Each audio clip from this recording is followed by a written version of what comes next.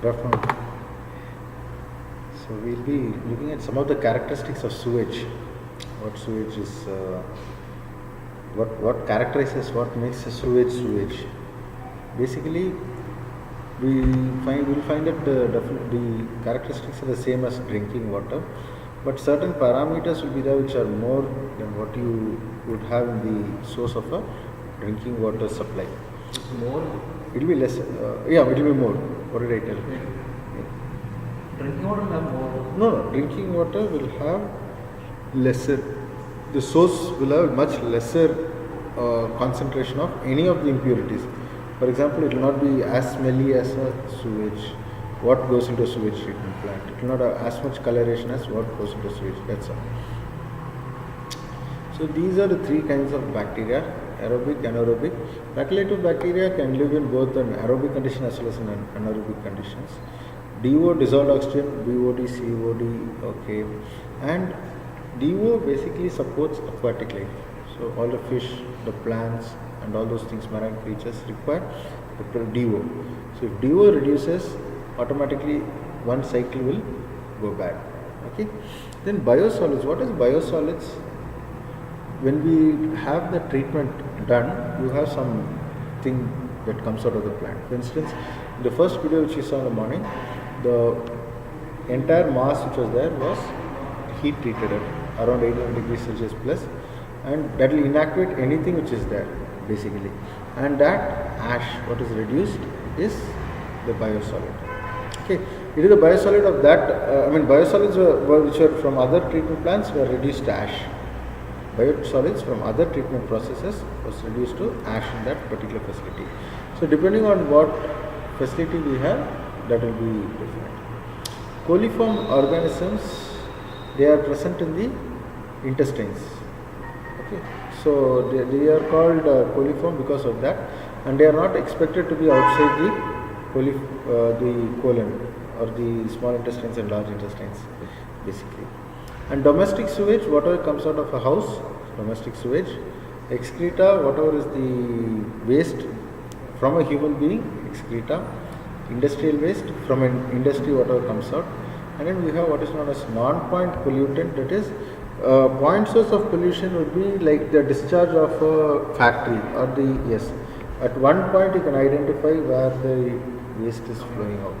From your house, there is one pipe that leads to the sewer, so that's a point source. Non-point, along the river, sand can fall in or anything else can fall into the river, make it dirty. So non-point. Source of the pollution is not. Yes, it cannot be identified and localized to one particular point. So pollution, of course, anything that makes it dirty, anything which is originally not present in that ecosystem, what we introduce into the ecosystem is a pollutant. So anything can be a pollutant, literally speaking. So then we have refractory organics. What are these refractory organics? These are substances which are very good at resisting even heat. It means it will not change its physical property or chemical properties even when the heat is applied to it. Normally many of the things will break down, but not refractory materials. Okay, so bricks, ceramics are also refractory products, but more importantly things like DDT, linate, and chlorodyne is another substance, endrin another substance, are all refractory materials. Refractory materials do not change their physical and chemical properties easily. Okay, then sewer is the system. It can be an open sewer, it can be a pipe or anything which conveys the waste material is a sewer, and a combination of appurtenances. See, manhole is also an appurtenance in a sewage network. Okay, vent pipes, and all these things are appurtenances to the sewers. For example, there are different kinds of manholes. So if you look at any book, standard book, it will have all of these things. What are the appurtenances of the sewer system? Then you have sewage or wastewater treatment plants. That is sewage treatment plant or wastewater treatment plants. So all the videos which we saw, both the videos which we saw in the morning, showed how sewage is being treated. Both of them show how sewage is being treated. Then you have suspended solids. What are these suspended solids? It can be suspended solids which can be settlable, or it will be which will be just suspended. Okay, so this is suspended solids, what is present in the water in suspension, okay, including your leaves, trees, everything.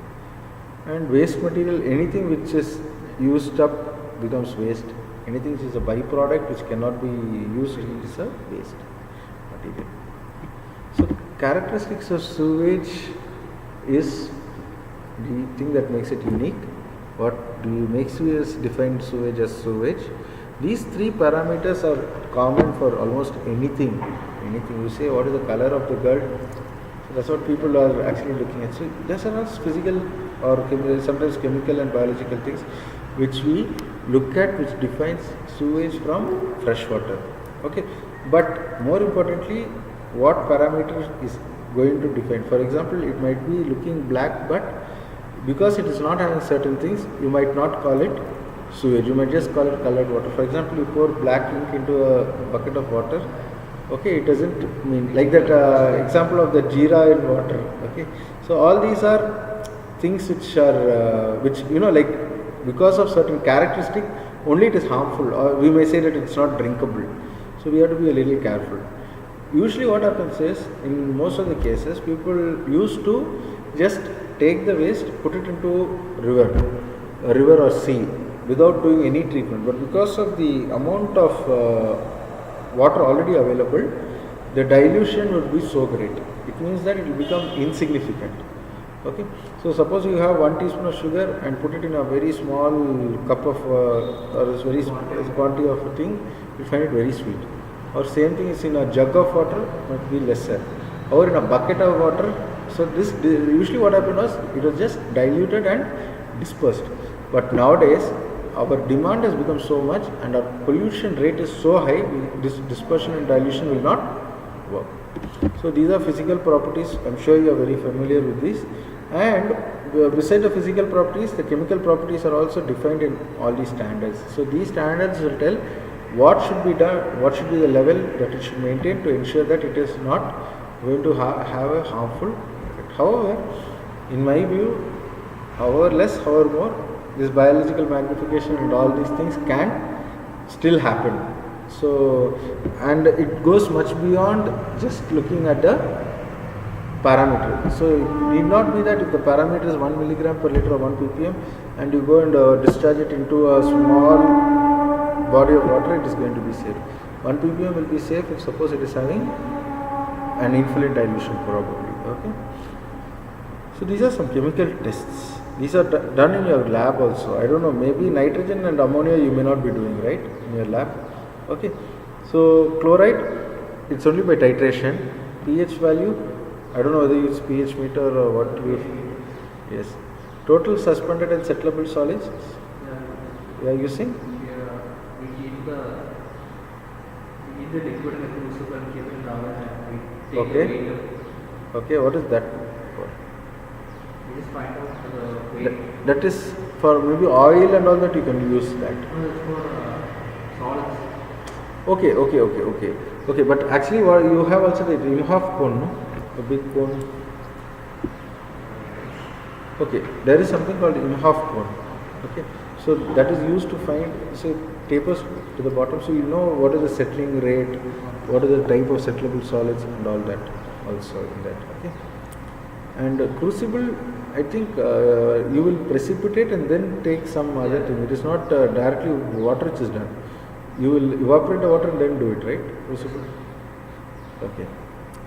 So fats, grease and solids, for instance, you can take alcohol or either, I think it's either, will dissolve the, when you mix the, when you mix the either to the water, you can separate very easily. And then when you evaporate either, you can just heat, either will go off and then what you have is oils, greases, etc. remaining. So that is one thing. Sulfides also you have tests. I think sulfides also you may do it in the crucible. BOD, COD, 5-day or 20-day process BOD depending on what you are targeting. You might be doing only BOD in 5 days. So BOD basically it gives you the amount of oxygen which is required for removing all the biological material. So the 20 days, however, if you do, all the other things also you can calculate. So COD is biochemical oxygen demand. what does it do again? what you do is, see, there is a lot of bacteria, virus, and all these things. So they are also using up the oxygen, which is there, in the sense that this, to oxidize the anaerobic or harmful things, you'll require some oxygen. So the water might have it, it might not have it. So you see how much of oxygen is getting depleted over a period of 5 days. Then you'll get a value of called Kd, which you'll again backwork into the thing. Then you'll be able to know how much. Actually, the oxygen required in a. Yes, essentially it's the oxygen required to neutralize everything, which is organic. Other things inorganic. That's all. Okay. Then DO is dissolved oxygen, what is already there. Then you have the aerobic decay of sewage and anaerobic decay of sewage. Another word they use for anaerobic decay is putrefaction. Okay. So basically, when you go and look at a sewage, you can easily say what stage it is in, because fresh sewage is colorless. Okay, I still remember from my grandmother's kitchen, the water will go for quite a long distance. So the first stage, whatever is there, whatever the water, it will be clear, it will be almost clear. But at the end of that long sewer line, you will find that brown deposits are there. Still it is fresh sewage. So normally they say that fresh sewage is having yellow color, it will be colorless or light brown at the most. But dirty sewage is dark brown or black. So it will be much on the darker side of the color spectrum. So then you say that anaerobic conditions are present, putrefaction is happening, which means it is septic, basically. Okay. So with this, I will conclude my presentation. So just an overview of whatever are the parameters which are there in sewage, and I am not going to look at the values. Okay, the IS codes which are given will tell you what is in domestic sewage, other one is for industrial sewage. How it is to be handled will be given in the rules of the local bodies. Okay, so pollution control boards will say so much of certain parameters are only allowed. Sometimes because of the locality they might even change. It might be a tourist spot, so with the wildlife and all that, so they may not like to have more than a particular content in the wastewater, in the treated water. So then you will have to determine. So once you know what parameter you are targeting, you will immediately be able to successfully treat your sewage. Okay. So with this I will close this lecture.